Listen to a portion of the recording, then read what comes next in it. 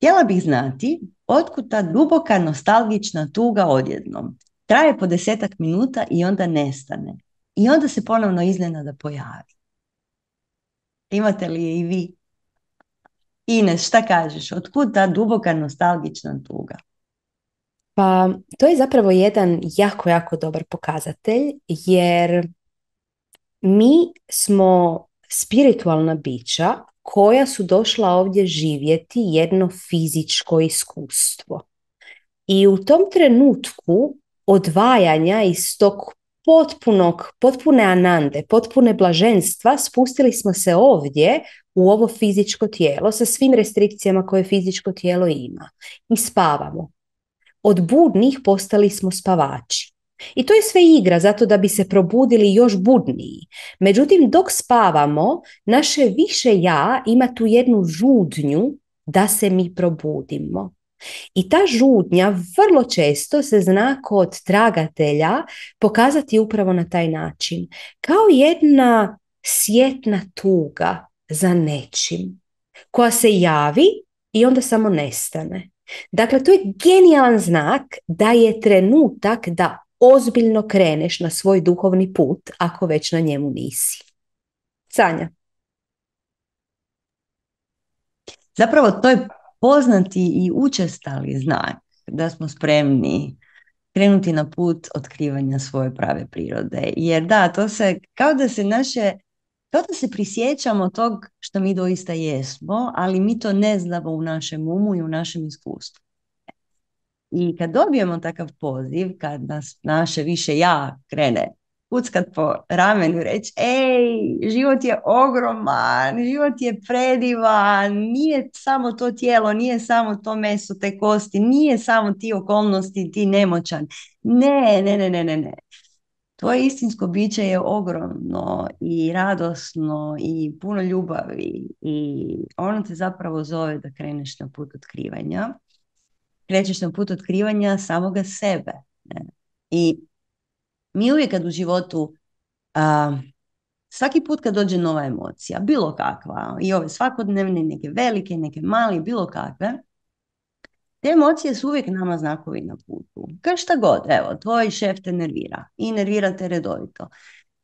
Čega je to znak? Da istražiš zašto. Ta emocija te zapravo doslovce vodi po tvom putu. I ona ti kaže kuda skrenuti, jer ako tvoj šef tebe nervira, možda je vrijeme da skreneš negdje drugdje ili da nađeš u sebi razlog zašto on tebe nervira. Možda je nešto jednostavno što trebaš ti riješiti sama sa sobom i onda je to gotovo u 5 minuta, sve je u redu.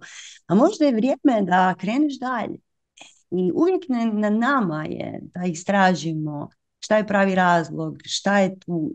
Jer mi sve što dobivamo izvana su signali, su ogledala nečeg što je već tu u nama.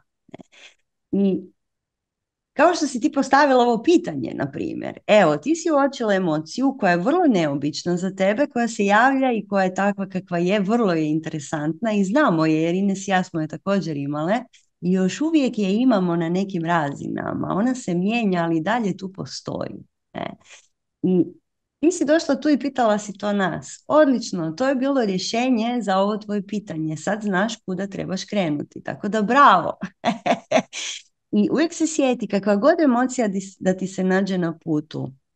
Uvijek vidi šta ti to donosi, šta će ti donijeti to istraživanje. Ili ta okolnost, na primjer. Šta će ti to donijeti? Uvijek će ti donijeti nešto što je pozitivno. Samo mi vrlo često u našem umu imamo razno razne strahove, imamo razno razne otpore i onda si ne dozvolimo to pozitivno tumačenje. Ali zapravo, znači svaki put kad mi osjećamo nešto unutar tijela, kad mi osjećamo nešto ili kad nam se to nešto pokazuje izvana i daje nam zapravo tlo za neku vrstu reakcije, za neku vrstu buđenja zapravo, mi svaki put dobivamo poziv. I u ovom slučaju kad je nostalgija zapravo poziv za tvojim istinskim bićem, za proširenjem tvojeg postojanja u nešto što je puno više ti, nešto što je puno više tvoja prava priroda, Znači ovako pitanje će te odvesti na spiritualni put apsolutno neminovno, jer ti zapravo nakon ovog pitanja vrlo uskoro ćeš postaviti ono ključno pitanje, a to je tko sam ja. I onda je gotovo. Jednom kad se zapitaš tko sam ja, onda je dalje roller coaster. Tako da dobro došla na spiritualni put.